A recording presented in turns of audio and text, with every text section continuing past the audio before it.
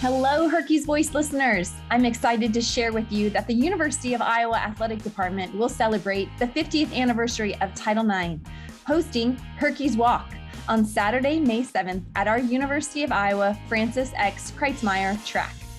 This event will celebrate 50 years of Title IX and all of those who have been committed to providing equitable access to sport for girls and women. The 50-minute walk will be accompanied by activities that educate and celebrate 50 years of Title IX.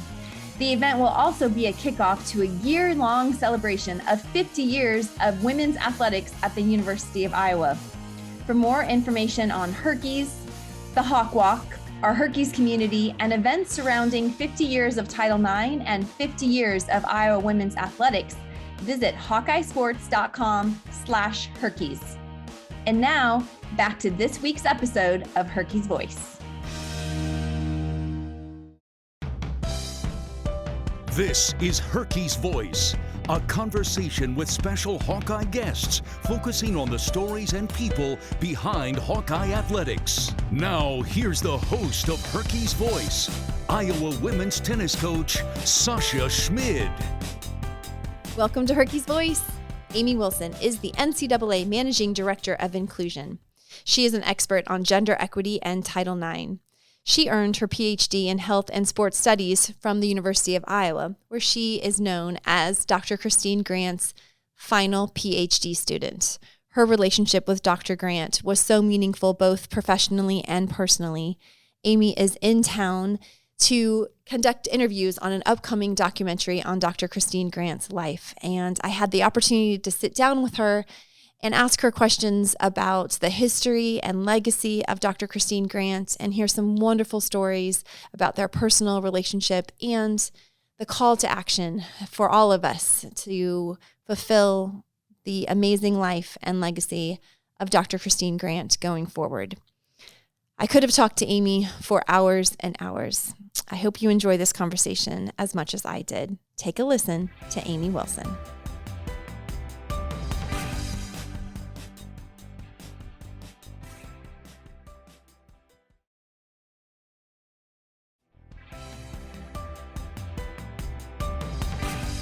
Welcome to HERkys Voice. Boy, do we have a treat today. I have Amy Wilson joining us today for a conversation on HERkys Voice. Amy is the NCAA Managing Director of Inclusion, and she is here in Iowa City visiting us in person today, which we can talk about a lot of the different projects we are doing in terms of honoring Dr. Christine Grant. Amy worked with Dr. Grant and earned her PhD in Health and Sports Studies here at the University of Iowa and worked closely with Dr. Grant on equity issues in sports. Amy, welcome to HERkys Voice. Thank you. It's so wonderful to be here. Thanks for inviting me. I am so excited to have you on our conversation today because you uniquely have a perspective on Dr. Christine Grant to share with us on so many ways, both on a personal level, but also such a wonderful, unique perspective informing us on a professional level, all of her efforts throughout her life. What I love starting with is just kind of getting to know a little bit about you first. So kind of maybe share with us your story, where you're from, and what your journey to Iowa looked like. Sure, I'd love to share that. And Christine Grant and the work she had done before I ever met her played a large part in how I got here. So I'll just start by saying I grew up in Illinois and was participating in athletics all my life. Played high school and college sports and thought I might go to law school. I got a bachelor's and master's degree in English and realized as I was working on that master's degree that I really had a passion for sport, and that's something I really wanted to pursue and do. And so I was teaching in an English department at a small school. I was also coaching two sports, both basketball and softball. So I was busy. I was wearing many hats. And I was asked to serve as the senior woman administrator at this small private college in Illinois, so that I would be the senior ranking woman in the athletics department, and I embraced that opportunity. And not long after I said yes to that role, I realized, well, if I'm the senior ranking woman, I should be doing things that are at that level. And so, and this was in the late 1990s, kind of early 2000s, around that time. So I asked to be part of the budget discussions that were happening in the athletics department. because I wanted to be there for Title IX and equity. And the athletics director said, sure, you can come to the meeting. And so we had all the budgets from all the coaches spread out on the table. And he said, all right, the baseball team wants new bats. So I assume Title IX says we have to get the softball team new bats.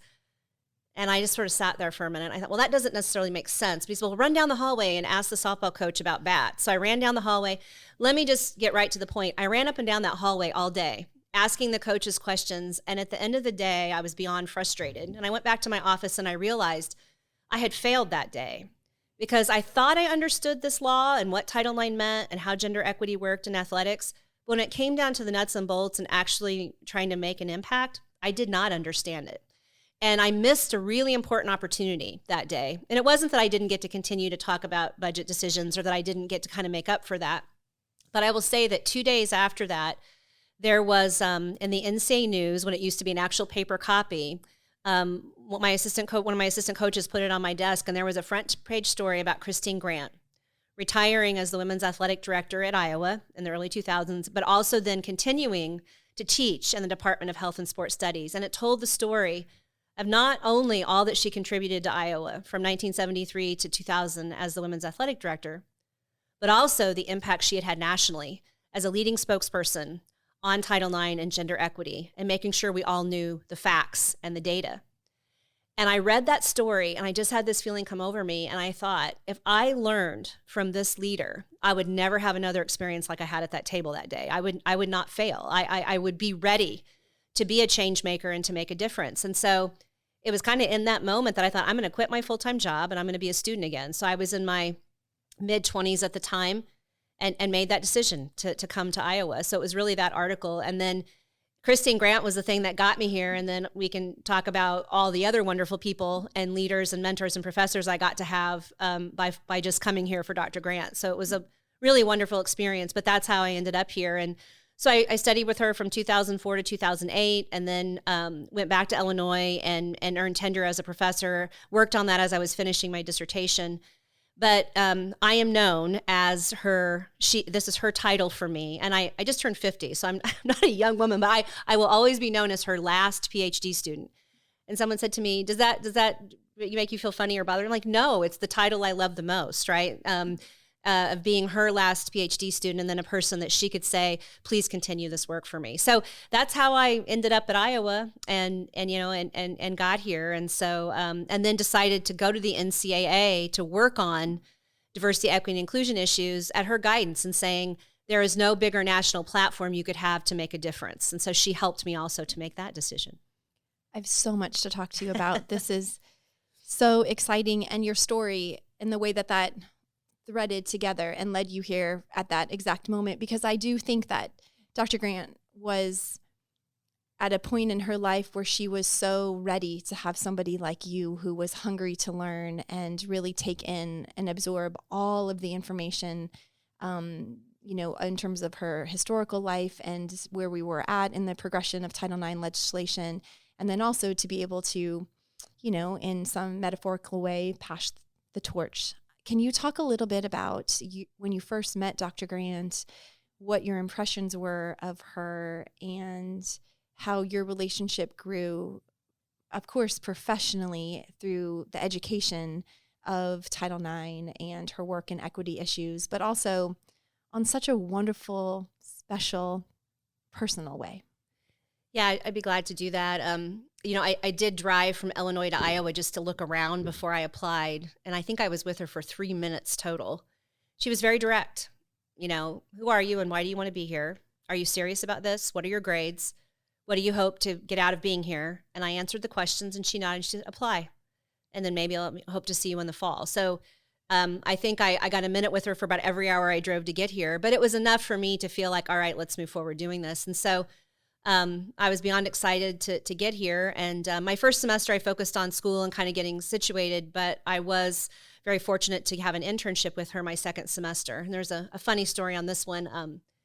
I went the first day to start the internship with her, and she pointed to a large stack of papers over in the corner. She says, I need you to do some work with those papers. And I thought, oh, she wants me to read and analyze those or, wonder what that is. And they were, and this speaks to part of her legacy too, that often doesn't get talked about, the number of depositions that she gave in really important Title IX cases as an expert witness.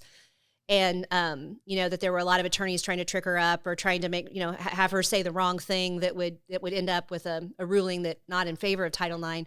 But of course, she was on her game always, right, and persevered.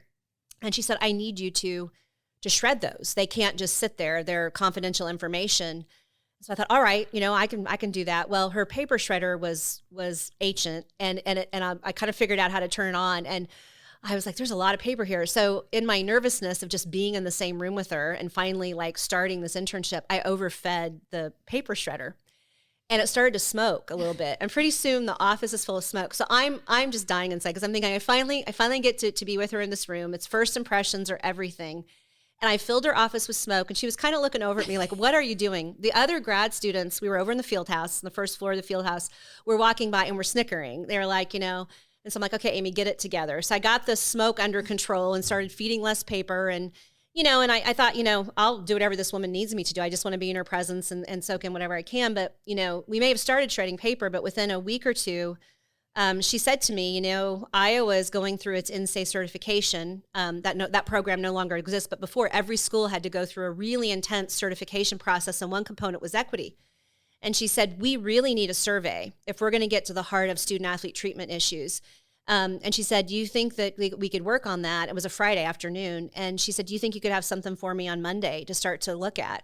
So I went home, and luckily my sister is an expert in survey construction. I called her and I said, I need your help. I said, I need a model I can follow. And she said, sure, I'll send you something and I'm here to help. So I worked nonstop that whole weekend and had something for her on Monday. And I think she knew then I was serious. I really want to do this. And we tweaked it and we worked on it. But not only did Iowa use that, and we got really good information from the student athletes and the coaches who filled it out that helped with some equity issues that people just weren't really tracking on or aware of. Wasn't intentional problems there, but that was really, really helpful. And then other schools across the country used it as well because she put it on her website. And so that was kind of the moment I knew. And I think it was a test for me too, to say, will you rise to the occasion? And I, loved every minute of getting the chance to do that work that weekend. That's why I was here, So that's a little bit about how I met her and and then, if she were presenting, she'd bring me along, or she started to say, I can't do that, but Amy Wilson can come and so, there's that kind of cliche term, these are big shoes to fill. I don't even know what phrase to use when you talk about showing up, and to do this instead of her, because when she spoke nationally, Tasha, the room was dead quiet. You could hear a pin drop. She was just so well respected, and she was the one who always had the data. Where are the participation numbers? How are resources being spent? What do the leadership numbers look like?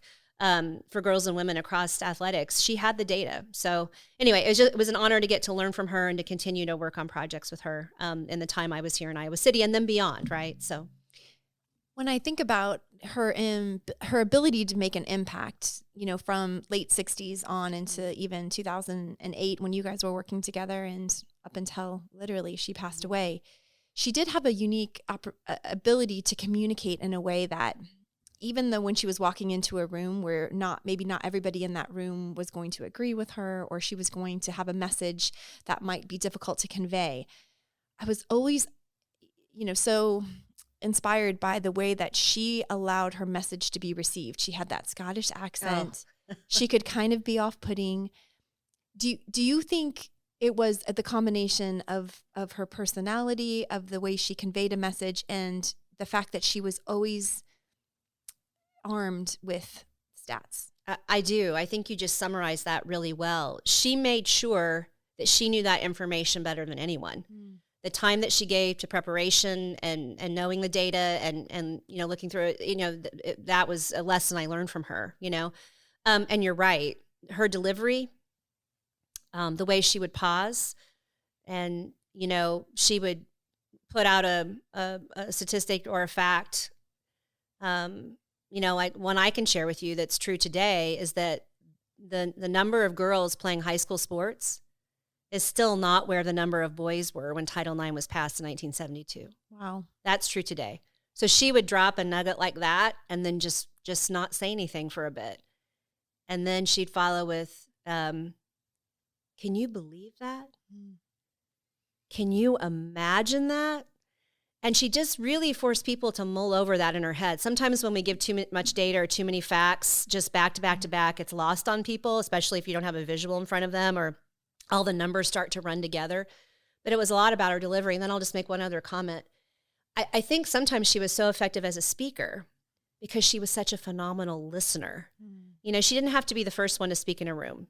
She didn't have to be the one that talked the loudest or the most. So when she did say something, wow, it got everybody's attention. And she taught me a lot about that. You know, process what's going on, read the room, know your audience. You know, sometimes waiting to deliver, sometimes making sure it's the right moment is so important, right, when you're with an audience. So yeah, she was a phenomenal speaker and deliverer of this. And you felt compelled to act after you heard her talk, right? It was sort of a call to action was embedded in the way she delivered. One of the things that I wonder often if it formulated her ability to be so strategic and uniquely positioned to be able to make progress in rooms where, you know, she maybe had a different message is going back to the original battles that she fought with the AIWA and the NCAA. And I know she shared so many of those with you because that was a time period where she was really navigating a new vision of intercollegiate athletics for women, and then also having to pivot once the NCAA took over women's athletics. Maybe I'd love you to kind of share those stories with us and what you think that time period in her life, how that impacted her. Yeah, I think that the 70s, 1970s probably impacted her more than any other decade of her life. I think it set the foundation for her as a leader and then also what she was able to build at Iowa. And I think it was enormously taxing on a personal and professional level. But if your listeners out there have never Googled the Association for Intercollegiate Athletics for Women, they should do so. And so as we talk about it, we'll say the AIAW. But, you know, a lot of people don't track on the NCAA did not offer women's sports until the early 80s. And so the fact that, and it was not just Dr. Grant, it was, you know, Dr. Peg Burke and Dr. Bonnie Slatton. There's a number of leaders here at Iowa who were so instrumental in the beginning of women's competitive intercollegiate sport, meaning on a national level and national championships. And so Dr. Grant often talked about the early 70s and into the decade being a perfect storm. And so we had Title IX passing and, you know, signed into law on June 23rd, 1972. In 1971, we had physical educators in higher education who were coaching women's teams who were not necessarily varsity teams come together and say, you know, we're going to form an organization, the AIAW, that will lead on national championships for women in sport. So you have the AIAW forming. You have the women's movement occurring. You have the Equal Rights Amendment being ratified in various states and moving forward. You have Billie Jean King battling Bobby Riggs and winning in the Battle of the Sexes in 73. And then, you know, and then she starts the Women's Sports Foundation, Billie Jean King does, and other things. So Dr. Grant described it as a perfect storm to sort of the swell up of opportunities. So it was an amazing time for growth for girls and women in sport. But after Title IX was passed, nobody talked about athletics until about a year after. There was an enormous backlash. Many people thought it would be the end of athletics for boys and men because when the law was passed, 0 to 2% of budgets in athletic departments at colleges and universities were going to women. So it was really nothing, right? It was barely anything. And so now that you have a law that says equitable resources, equitable treatment, and it took most of the decade to figure out what the law meant. And Christine was involved in writing those regulations. She went to Washington, D.C. and was involved in that. So literally and saying what the law would mean. So what you have the AIAW doing, and she served as president of the organization. So did Dr. Peg Burke. Dr. Bonnie Slatton was the executive director for a year. So Iowa was all over this, right, in so many ways. But, you know, what they were doing is running national championships, volunteering, right, to make sure those happened across the country and fighting for Title IX. So, and when I say fighting for Title IX, the very organization I work for now, the NCAA, fought the law. There were so many that tried to amend it, that tried to get rid of it as it applied to football and basketball, that tried to say, let's not have it apply to athletics at all. So I know for her, one of the greatest ironies of her professional career was that they lost the AIAW when the NCAA swooped in and said, all right, if we can't beat Title IX, we're going to start women's sports. lost the AIW, but then preserved Title IX. So I really feel like she was a part of a group of leaders in the 70s who are responsible for ensuring that we still have Title IX today, even though the organization that they created for college women's sports did not survive. And by the way, what a unique model that was, because they did things in the 70s that it took other organizations a long time to figure out. For example, student athlete voice on your committees and representation, making sure that women of color had opportunity for leadership positions, giving student athletes the right to transfer as their coaches can, right? It was all about the enrichment of the life of the student. That was their focus. So they were ahead of their time with the model of sports that they developed. It was phenomenal. And the fight to keep AIAW or the NCAA model was, I think, a battle that I've heard her speak about, which was incredibly tense.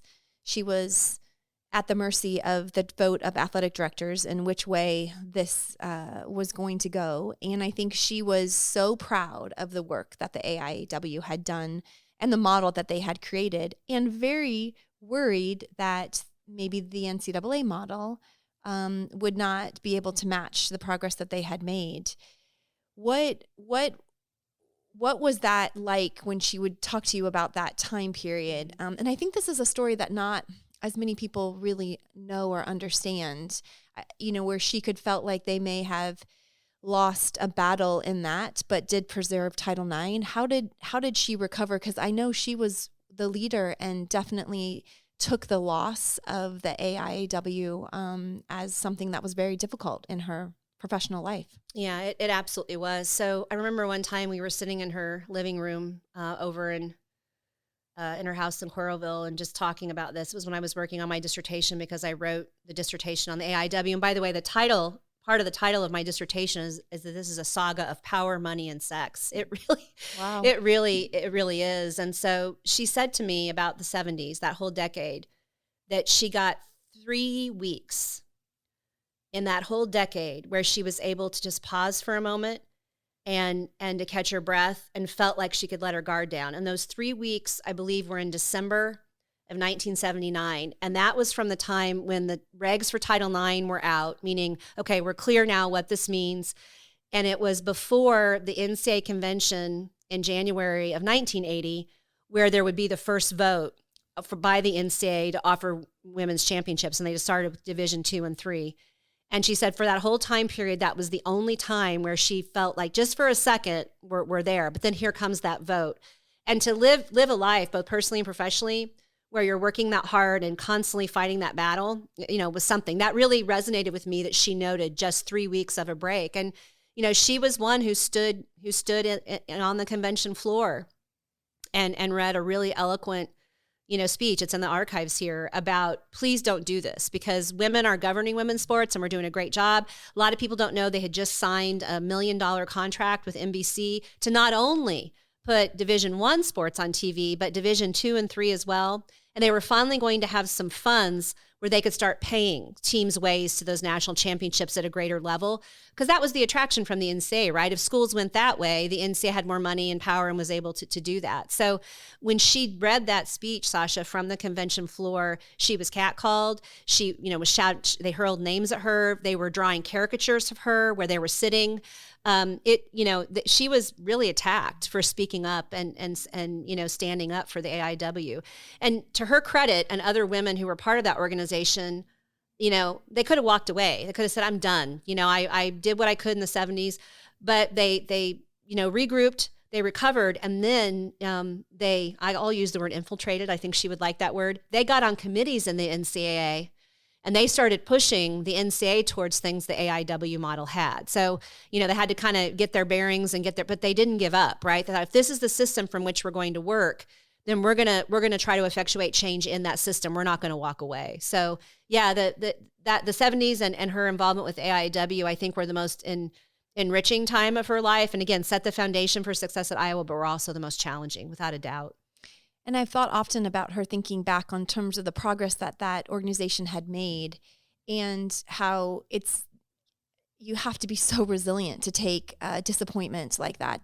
And she was personally attacked, to then get yourself back up and it would have been really easy to be exhausted, and yet to go back to work and continue to now, okay, it is what it is, and we're going to be united in an NCAA model, and I got to go back to work and just continue to advocate in that calm, consistent manner of hers, all the while leading the University of Iowa athletics. Absolutely. You summarized that so well. And I know that the community here, the professors that she worked with in the Health and Sports Studies department, the administrators and coaches she worked with at Iowa, and the leadership here, President Sandy Boyd, AD Bump Elliott, she considered herself beyond lucky to be at a place where she could fight for equity and was supported. There are many places across the country where if she had, shared the data and traveled around and talked about this, that it would not have gone well for her job. So, the fact that she recognized what that opportunity was and she made the most of it. And it speaks to too, that as we talk about these equity issues, these aren't just issues for the, usually the underrepresented sex, which are most often girls and women. These are important issues that affect all of us, right? And she always wanted, kind of we all rise together. She celebrated the victories for the men's sports here as much as she did the women's sports. She knew how important that was for the program overall, right? For everybody to rise together. So Iowa is a very special place that I know she was so appreciative allowed her the foundation to do this work and the opportunity to do it. In my probably last 3 or 4 visits with her personally, every time in our conversation, she would talk about Sandy Boyd and Bump Elliott. And she was so, dedicated to making sure that I always heard the message that she was surrounded by wonderful men in this athletic department who supported her. And also that the resiliency of Title IX comes from equal opportunities for men and women and never taking away opportunities. And she was very clear in that messaging. And I think that was something that she knew very early on had to be the philosophy of Title IX within our society. It was never to take away an opportunity for any person, male or female, but to expand all opportunities. Yes, she was a champion for all student athletes. And I think that came clear. And I think that gave her a lot of credibility in what she was saying as well. It was very important to her. She just saw athletics as a wonderful part of the higher education experience for all students. She just felt like it was, there was not much that could compare to that, and so you're absolutely right. It was all rise together for sure. What do you think she saw as the work that's left to be done? Yeah. Well, we would often talk about, she would hope 50 years later that maybe we don't need a law like this. We clearly do. I think it was heartbreaking for her to know that a number of schools still aren't in compliance. She always recognized it was a work in progress. To stay in compliance, you have to be on top of it and continue to work at it. It's not just like, oh, we're there and then you're done, right? So she recognized that. But I think, when participation numbers for women started to kind of stagnate in the 2000s and realizing that the treatment and benefit parts of Title IX, a lot of schools were out of compliance, I think she was also disappointed in leaders in higher education. She often talked about how important it was for presidents and chancellors to lead in this space and to demand that their athletics departments were models for equity and hold leaders in those departments accountable. So I know it was hard for her to know that there still was, that progress that needed to be made. I will say she didn't dwell on that as much as she talked about what are we going to do about it, right? She was an action-oriented person. If there are problems, then what are the resolutions? What are ways forward? And so, that's where she was always looking next. Did she share with you any of her plan? I mean, any of her ideas for what is next? I know you and I had talked about, one of the things that she and I spoke about was just the emergence of equity in media coverage as a way that we needed to continue, even thinking about what you were talking about with the AIAWA and their contract with NBC.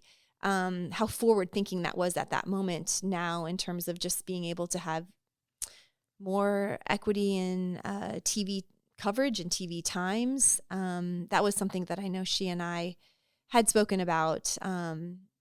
Curious what you thought. Some of the areas that she thought we needed to kind of have those actionable items to work towards. Yeah, you really hit on one, I think, with just broadcasting, publicity, marketing.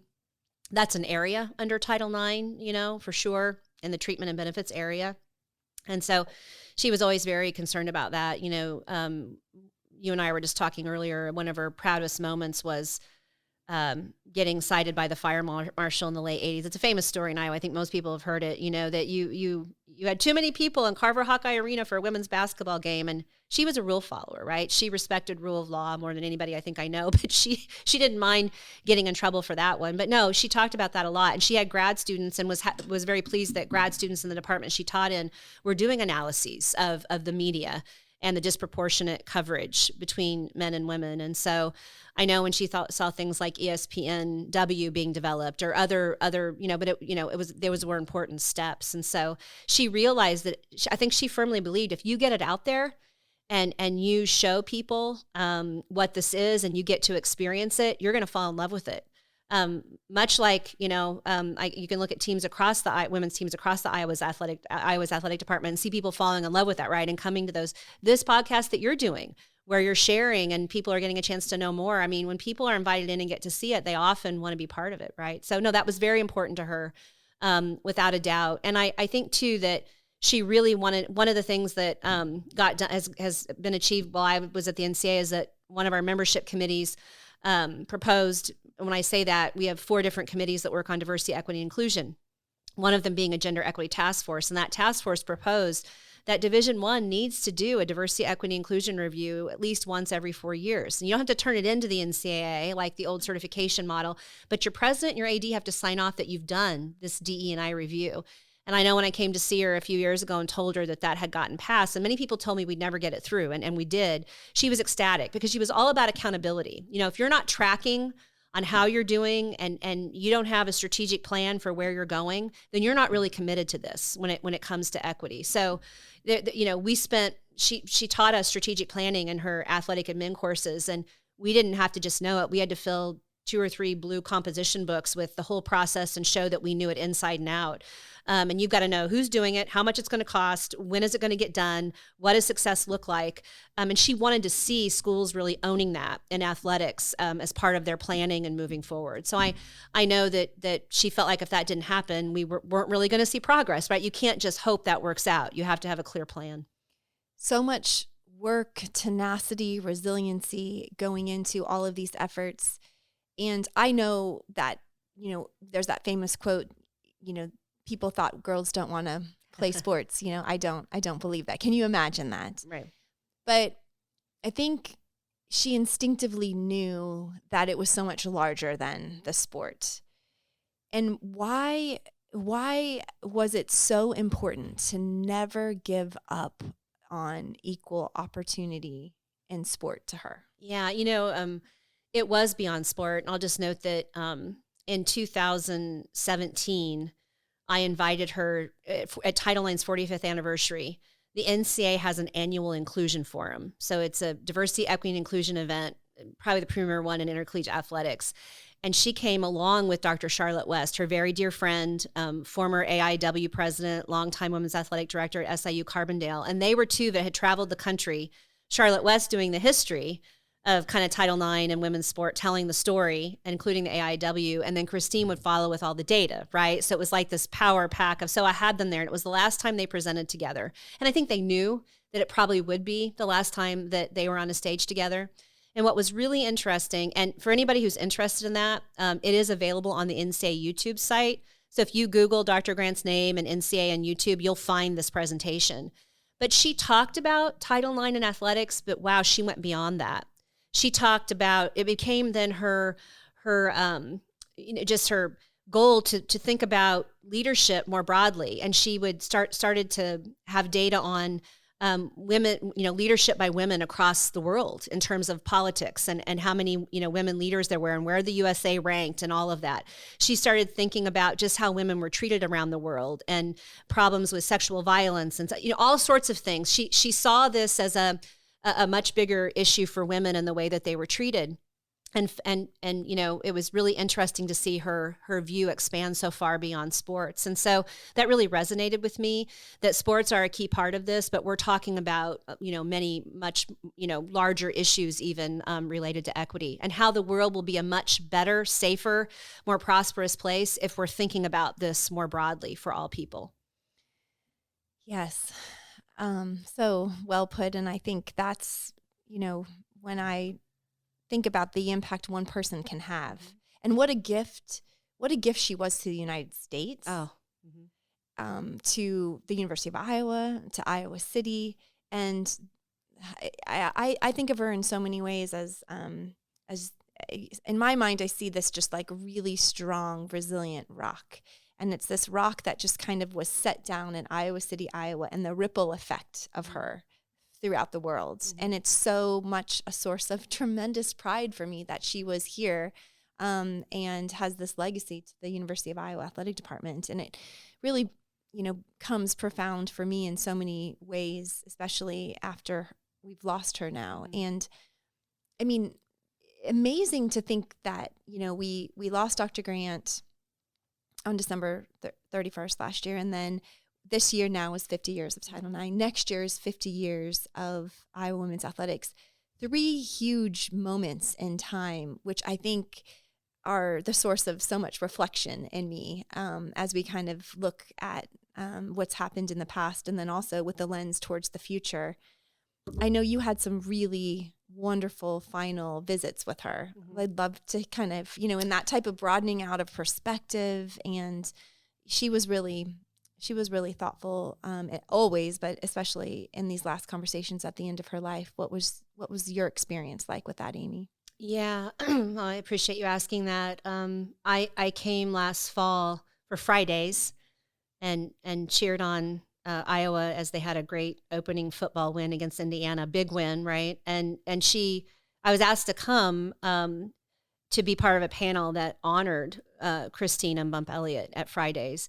And they knew Christine wasn't well enough to come and be on the panel herself. And so I went to visit her before, and she gave me very, very clear orders about what she wanted to make sure I said about Bump Elliott and what a fantastic partner he was in athletics, and wanted that to be said from that stage. And I was honored to deliver those messages and to talk about her. And so when I came back and had some private time with her, when I walked in the room, first she wanted Bonnie and Peg to come in and sit her up. So she was sitting up straight, you know, in her bed. And at that point she was in a hospital bed in her room, and she reached over and said, "I've got something for you." And it was I have it with me. I brought it on this trip to Iowa. It's a little glass jewelry box with some roses on it. And I opened it, and it was her AIW necklace. And and all the time I've known her since when I met her in the early 2000s and started studying with her in 2004, I'd never seen her not wear that necklace. Oh, Amy. And I know she's had it for multiple decades. And she said, I want you to have that. So I treasure that on days where I think I'm going to have a tough fight for equity today, or this is going to be I'm getting ready to, I'll open that, I'll take a look at it, and I've got to do something really special with it, to make sure nothing ever happens to it. And so, that meant a lot to me. It also, I got pretty choked up, and it was hard to even then have a conversation with her. But what we spent that day doing after the AIW necklace was, my job at the NCAA in the 5 years I had been there was outward facing. We have 1,100 different schools and 100 conferences and 500,000 student athletes. So I was working on diversity, equity, and inclusion in direct support of schools, right? More resources and things across multiple identities. And after March 2021, when there were, and most people are aware of this, the really big inequities discovered when the men's and women's basketball Final Four were held in a bubble, and you could really see some of the differences, my job changed, and it was more internal facing. So she ended up, in the last time I was with her, giving me a pep talk about how that was really unfortunate that had happened, but it did shine a light on the inequities. And, her message was, there were moments in history. And she goes, it happens about every decade where something major will happen, and it's an opportunity for things to be better. So you stay at the table and you keep fighting for equity because there's a spotlight on it now, and now is a time to effectuate change. And so I left there feeling like, she had really, as sick as she was, and knowing that she was towards the end of her life, she spent that time with me boosting me up and like, you can do this, and nobody's more prepared than you to be at this table. And so she was always thinking about empowering others, right, to do the work. And so I drove away from her house that day with tears because I had a feeling it might be the last time that I got to be with her. And I did talk to her on the phone a few times, but I was really grateful for that day and for that time. And I miss her. You know, the largest room at the NCA, our ballroom, where like the staff meets and where we have major functions, is named after her. It's the Christine Grant Ballroom at the NCAA. So on hard days, sometimes I'll go in there and sit and just to feel connected to her, you know. But that says a lot about too you know, that our organization fought Title IX in the 70s, and how awful that all turned out in many ways for the AIW. But she persevered, and then this organization ends up honoring her by naming the largest room in the building after her. So it just, you know, you can't make that stuff up, right? That just says a testament to who she was and to what she did. So yeah. One of the reasons you're here today is you are in town to record a segment that will be a part of the documentary that we're doing on Dr. Grant. What impact do you think that's going to have, and why is that so important? And isn't it interesting, Amy, that the impact of this woman, but yet I feel like there's quite a few people that don't understand the importance of her, and perhaps even within Iowa. And how we can continue to tell her story, and by virtue of doing that, continue to work on what she wanted, which was continuing education. Yeah, I think that the documentary will be very important because it will shine a spotlight on all facets of her life. You know, as an early pioneer with AIW and fighting for Title IX, her role in leading Iowa's athletics, right, as an administrator, her role as a teacher, the number of people that she taught in graduate courses that came through Iowa that are now coaching and administering across the country. You know, there's a whole web of those people who learned Title IX from her, who learned strategic planning, who learned that they need to have a clear value system and philosophy for leading in athletics, right, to guide them, her influence there. So I think it will be really powerful to tell that story. And she worried about, and I worry about, this complacency. You know, it's awesome, Sasha, that, you know, if I were able to talk to your team today and say, you know, you're elite tennis players, but has there ever been a time when you were growing up where you were denied an opportunity, like you wanted to try a sport and somebody said, no, you're a girl, you don't get to play? A lot of young people today will say, no, that's never happened to me. So that's great, right? We want to stop hearing those stories. But if we get complacent, there's still so much progress to make, right? There's still a participation gap. There's still, you know, the leadership numbers, you know, don't look great for you know, women coaching women's teams and all sorts of other things. So I think part of the documentary, what she would want it to be is, okay, fine, you can know my story and that's fine, but it's also a call to action. That look how hard we had to work to get where we are. And this is not over, right? It takes really thoughtful people who are planning and thinking ahead and who are dedicated leaders across the country to ensuring that we continue to make progress for equity. And thinking about how sometimes we, you know, I don't want to say have taken her for granted, or maybe we don't understand the scope of her life because she was so approachable, so humble, lived in our community in such a wonderful way. You know, I've heard the story that Billie Jean King has mentioned and said often that her shero in her life is Dr. Grant. Yeah. I met Billie Jean King in an airport in, I don't know, 2007 or 2008. Currently talking with her people right now about being a keynote at our inclusion forum. So I'm kind of back in Billie Jean's world now.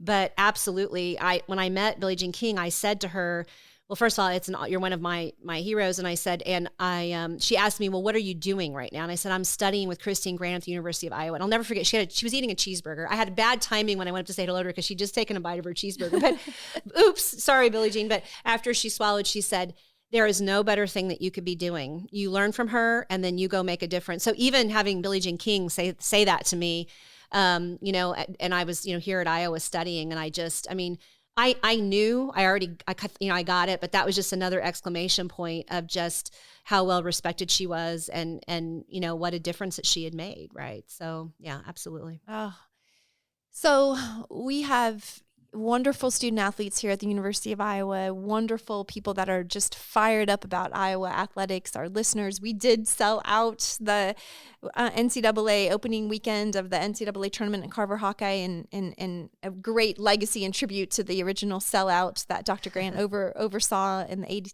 What do we do now with this energy, these anniversaries, this excitement, this real motivation to make change, and with Dr. Grant's, motivation and inspiring words to continue the call to action? What do we do now, Amy? Yeah. So, I'll go back to, she firmly believed that education is power, right? And that's how you move forward. I think having the, Christine Grant Elementary School, I don't know if there could be a better way to honor her. That meant so much to her. And, it was so wonderful. So I think part of it is, what does Title IX mean for athletics? What does that mean? How do you comply with Title IX in athletics? And so I think, I once said to her, I feel like I explain this to people all the time, and I feel like a broken record, like I've said it too many times, or surely. And she says, no, you can never explain how the law works too many times. Just keep doing it. If you get a chance to be in front of the same audience 5 times, keep telling them. It'll sink in. But people need to hear it again and again. So I think it's a challenge to people to be educated. What does it mean? That you can go to, you can Google Equity in Athletics Disclosure Act, Equity in Athletics Disclosure Act, or EADA. And, schools across the country that take federal money, which are almost all of them, have to submit data, that's relevant to Title IX compliance. You can go and look at that data online, right? So I think it's in your sphere of influence. What can you do, right? And it's raising the questions of, well, is there an equity issue here? Why this? Why that? Is there a non-discriminatory reason that we're doing this differently? So I think it's being willing to ask the questions, but you have to know what to ask, right? You have to educate yourself. So I think that would please her, if we all knew how the law worked. And I just think for young people, we are at a time where student athlete voice is more powerful than it's ever been. Student athlete activism and voice has changed much across the country. And so for student athletes to use their platform, and this is, and for, I think the great thing is when we see both male and female student athletes speaking up together, right? That they want those similar experiences. I think one of the best definitions of gender equity came from the Gender Equity Task Force, and Christine Grant helped to write this, is when your student athletes would trade places, and they'd be just fine with trading places, right? That they would have each other's experience and feel like, yeah, we're valued, we're able to reach our potential, and we're enjoying this, we're treated well, that sort of thing. So I think those are learn it and then be willing to use your voice and to speak up. And then I think she would also say it's so important that girls and women see athletics as a career path. Even if it's, it's something as small as a mom committing to coaching her daughter or son's teams, right? In your community, where you're at, how can you have an influence on athletics overall? And not just in terms of equity, but creating experiences that are good for young people. Because sport can be really powerful when it's done well, and that's what she wanted to see done. Oh, so well said. I love that, Amy. Thank you for all of that.